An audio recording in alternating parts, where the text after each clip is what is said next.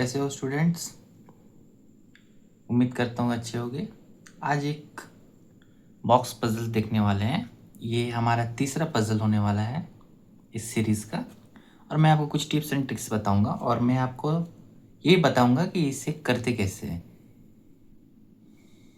अगर आप बिगनर हैं तो ये आप वीडियो ज़रूर देखें। ये क्वेश्चंस IBPS और SBI के लिए हैं। ये क्लर्क लेवल और PO लेवल दोनों के लिए हैं।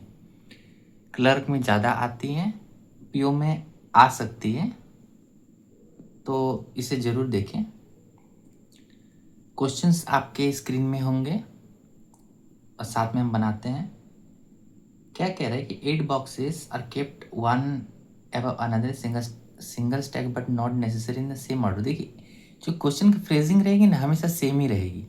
तो आप क्वेश्चन बनाते बनाते ना आपको एक आइडिया लग जाएगा। आप इस फर्स्ट पार्ट को पढ़िएगा भी नहीं। आपका मेन फोकस अब पढ़ते पढ़ते आपको ये समझ में आ जाएगा कि 8 बॉक्सेस हैं और 1 इन सिंगल स्टैक में है, एक के ऊपर है। बस इतना ही फ्रेम में समझ में आ जाएगा क्वेश्चन किस का है।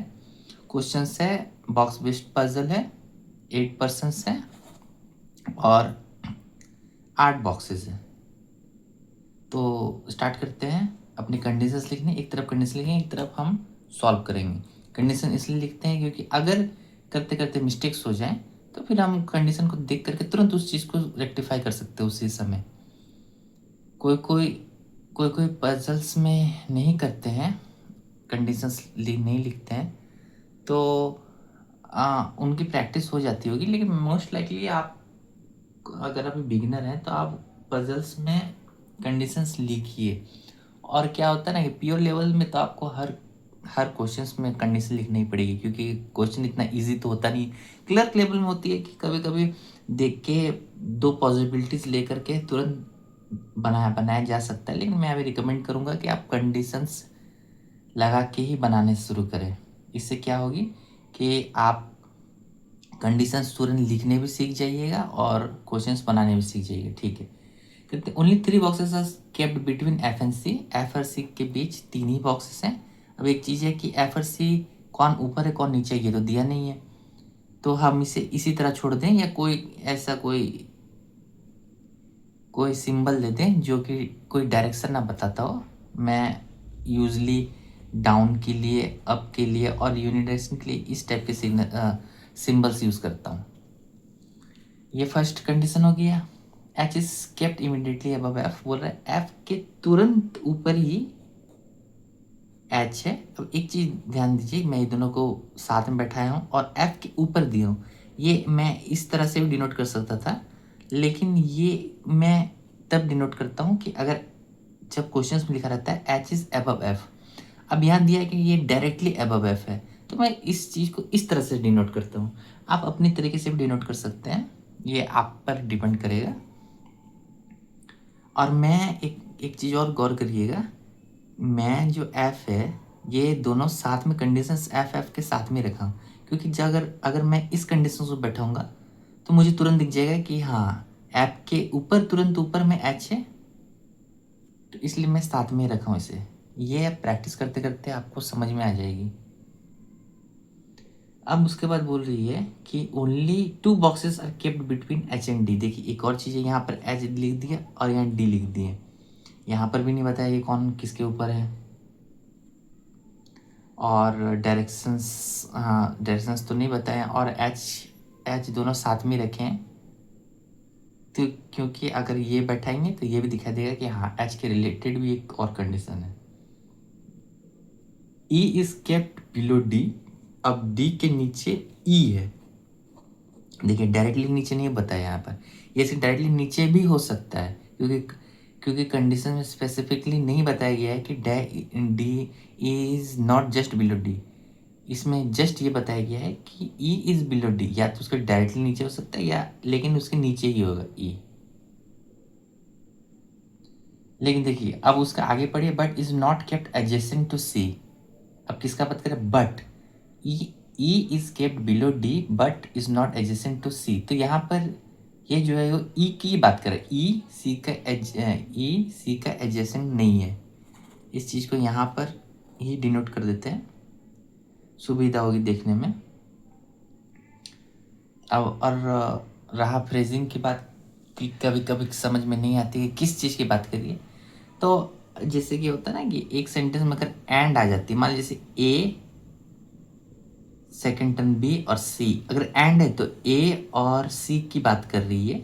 ये एंड जो है वो ए और सी की बात करती है, लेकिन बट आ जाती है तो बी और सी की बात करती है। ये कॉमन इंग्लिश हो गई। अब करते करते आपको समझ में आने लगेगी, प्रैक्टिस करते करते आपको ये चीज़ अच्छे से सीख जाओगे ये चीज़। ठीक, इसके अब नेक्स्ट करते हैं।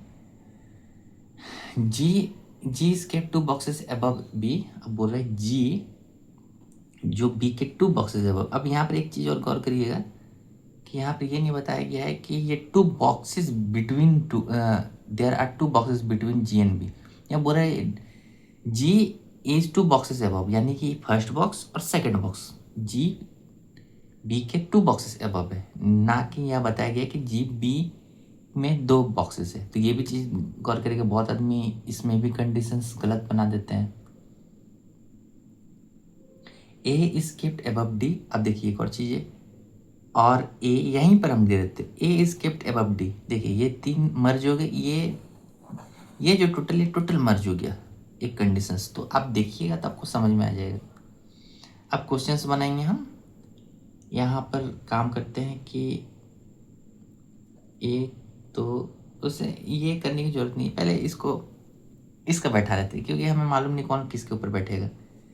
यहाँ अगर एफ बैठाएंगे और एच बैठाएंगे तो बोल रहे एफ के 3 नीचे सी है, तो 1 2 3 सी हो गया। फिर यहाँ पर एफ और एच बैठा दीजिए, एफ के 3 ऊपर सी है, 1 2 3 सी हो गया। 2 कंडीशंस लिए क्योंकि 2 कंडीशंस लेने पड़ेंगे, हमें मालूम नहीं है ना कि सबसे टॉप में कौन है, या फिर एक बेस बनाने के लिए। अब ये दोनों कंडीशंस तो हो गई एफ और एच वाली। अब ये बैठाएंगे एच और डी। देखिए यहाँ पर एक चीज़ है कि 2 के बाद डी है, ठीक, तो यहाँ तो हो गए नहीं, तो यहाँ पर 1 2 डी यहाँ पर होगी। एच 1 2 डी यहाँ हो सकती है, एच 1 2 डी यहाँ हो सकती है। इस चीज़ को हम अभी थोड़ा रुक जाते हैं, पहले इसको बना लेते हैं क्योंकि बन रहा है 1 2 3 4 5 6 7। आपको ऐसे काउंट नहीं करना है, ऐसे करना है 1 2 3 6 7 7 7 हो गए। अब यहाँ पर एक चीज़ देखिए, हम बैठा चुके हैं, एच और डी बैठा चुके हैं। अब जो ए है वो डी के ऊपर होगा और डी के नीचे होगा ई। तो यहाँ पर तो 7 ऑलरेडी हो चुके हैं, तो ई तो यहीं पर बैठेगा ना, और डी के ऊपर ए होगा, कहीं भी हो सकता है। ई के सामने सी नहीं बैठेगी तो ऑब्वियसली नहीं बैठ रही है। अब जी और बी आपको बैठाना है, लेकिन आप देख सकते हैं कि जी और बी इस कंडीशन में बैठ नहीं सकते, क्योंकि एक यहाँ पर 2 है तो यहाँ तो बैठेगी नहीं, क्योंकि यहाँ जी बैठी, और हम यहाँ पर बैठ सकती है। लेकिन यहाँ पर आप देख सकते हैं ऑलरेडी 8 बॉक्सेस फुल हो चुके हैं, 1 2 3 4 8 बॉक्सेस फुल हो चुके, तो जी यहाँ पर नहीं बैठ सकता। ये कंडीशन गलत हो गई। अब आपको इस कंडीशन में ही बैठानी होगी। देखिए मैं आपको समझा रहा हूँ, इसलिए मैं आपको स्लो बता रहा हूँ। आप जब प्रैक्टिस करिएगा ना, प्रैक्टिस करते इतने अच्छे हो जाइएगा ना कि आप तुरंत ये चीज़ बना लीजिएगा। ये कंडीशंस आपके तुरंत बन जाएंगे अगर आप अच्छे से प्रैक्टिस करते हैं। तो डेली कम से कम 30 to 40 क्वेश्चंस लगाने की आदत करिए। ये नहीं बोल रहा हूँ 30 to 40 मॉडरेट लेवल के क्वेश्चंस लगाइए, एटलीस्ट 20 इजी क्वेश्चंस लगाइए और 10 मॉडरेट क्वेश्चंस लगाइए और 5 टफ क्वेश्चंस लगाइए। इस तरह होगा कि आपकी बेस बनेगी। और अगर बिगनर है तो आप अभी इजी क्वेश्चंस करिएगा, मॉडरेट मत जाइएगा, जस्ट बिगनर है तो। अगर क्योंकि आप ऑलरेडी आपको समय लग रहा है तो टफ करके क्यों अपना समय बर्बाद करेंगे। पहले बेसिक ठीक कर लीजिए, उसके बाद टफ में जाइएगा, ठीक। तो ये दोनों कंडीशन बैठ गई। अब एच और डी यहाँ पर 2 होगी, 1 2 डी यहाँ हो सकती है, या फिर 1 2 3 सी एच 1 2 डी, पर ये नहीं होगी। देख लीजिए, काउंट कर लीजिए 1 2 3 4 5, ये नहीं होगी, क्योंकि यहाँ पर 8 हो जा रहा है, ये 9 हो जा रहा है। तो ये कंडीशंस गलत हो गई। एक कंडीशन बचती है, अब इसी में ही हम कॉन्सेंट्रेट करेंगे। ये भी हो चुका है हमारा। अब क्या बचती है कि डी के नीचे ई होगी और डी के ऊपर ए होगी, ठीक। और यहाँ पर कौन सा हम यूज़ कर सकते हैं, जी और बी का यूज़ कर सकते हैं। यहाँ पर कितना, 1 2 3 मतलब 6 7 8, यहाँ पर 1 2 हो सकते हैं, यहाँ पर 2 हो सकती है।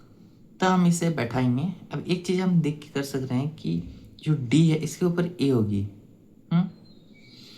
और उसके नीचे ई होगी। तो अगर हम ई यहाँ रख दें, राइट, अगर हम ई यहाँ रख दें और जी बी यहाँ रख दें, तो बचता है ए। कितना हुआ, 1 2 3 4 8, 8 बैठ गई। कोई कंडीशंस गलत हुई? ऑब्वियसली नहीं। लेकिन एक चीज़ आप गौर करिए, गलत हो चुकी। क्यों? क्योंकि ई के साथ सी नहीं बैठेगी, तो ये कंडीशंस भी गलत हुई। देखें, ये 3 कंडीशंस गलत हो गई। तो लास्ट में जो बचना था आपको, एफ एच थी और नीचे सी थी, 1 2 3 सी। तो आपको इतना आइडिया लग चुका है कि आपको जी और बी कहाँ बैठानी है, राइट। तो बैठाते हैं हम। डी भी हम बैठा चुके थे, 1 2 डी। डी यहाँ पर होगी, ऊपर तो नहीं होगी क्योंकि ज़्यादा हो जाएगी। अब जी भी यहाँ नहीं होगी, तो जी भी यहाँ हो सकती है, मोस्ट लाइकली यहीं पर होगी, क्योंकि जी बी, ठीक है, कोई ये नहीं है, जी और बी, ठीक है, जी भी यहाँ होगी। क्यों? क्योंकि जी भी तो ऑलरेडी बैठा जा चुके थे, यहाँ पर हो नहीं सकती, और यहाँ पर तो हो ही नहीं सकती। यहाँ ऑलरेडी बीच में 2 है इसका, तो बीच में घुसा नहीं सकते और ऊपर में नहीं कर सकते, क्योंकि कंडीशंस बहुत ज़्यादा होंगे। 8 से ज़्यादा बॉक्सेस बन जाएंगे यहाँ पर। कितना हो गया, 1 2 3 6 7, 7 और एक बचा हुआ है। और ए डी के ऊपर होगा और डी के नीचे होगा ई। तो ऑब्वियसली यहाँ पर जगह नहीं है, तो ई यहाँ पर ही होगी। गौर करिएगा, 8 हो चुकी है, अब ऊपर में ए होगी। क्यों यहाँ पर ई किया?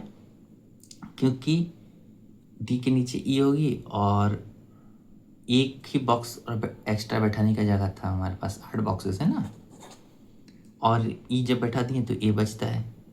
1 2, देखिए 1 2 3 4, 8 बॉक्सेस होंगे, और 8 बॉक्सेस हो गए और आपका एक कंडीशन भी सेटिस्फाई हो गया।